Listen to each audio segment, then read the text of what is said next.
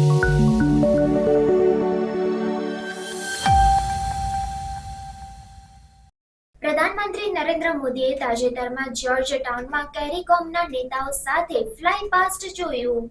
પ્રધાનમંત્રી નરેન્દ્ર મોદીએ તાજેતરમાં જ્યોર્જ ટાઉનમાં કેરીકોમ એટલે કે કેરેબિયન કમ્યુનિટીના નેતાઓ સાથે ફ્લાય પાસ્ટ જોયું. આ પ્રસંગે પ્રધાનમંત્રીએ કેરીકોમ નેતાઓ સાથે વિવિધ વિકાસ પ્રોજેક્ટ્સ અને સહકારના મુદ્દાઓ પર ચર્ચા કરી. પ્રધાનમંત્રીએ કેરીકોમ નેતાઓને જણાવ્યું કે ભારત કેરીકોમ દેશો સાથેના સંબંધોને વધુ મજબૂત બનાવવા માટે પ્રતિબદ્ધ છે.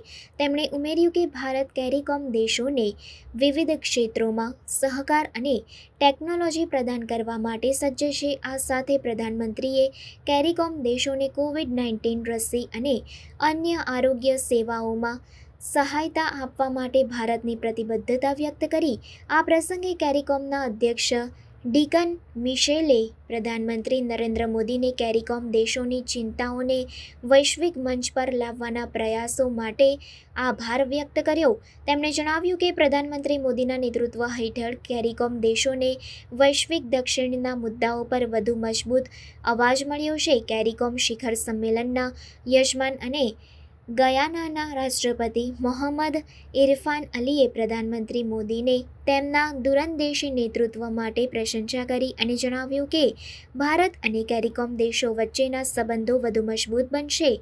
આ પ્રસંગે પ્રધાનમંત્રીએ કેરીકોમ દેશોને કૃષિ, ઉર્જા, આરોગ્ય, માનવ સંસાધન વિકાસ અને માહિતી અને સંચાર ટેકનોલોજી જેવા ક્ષેત્રોમાં સહકાર આપવાની ભારતની પ્રતિબદ્ધતા પુનરાવર્તિત કરી. આ રીતે પ્રધાનમંત્રી નરેન્દ્ર મોદીની કેરીકોમ નેતાઓ સાથેની આ મુલાકાત ભારત અને કેરીકોમ દેશો વચ્ચેના સંબંધોને વધુ મજબૂત બનાવશે અને બંને ક્ષેત્રોના વિકાસમાં મહત્વપૂર્ણ યોગદાન આપશે.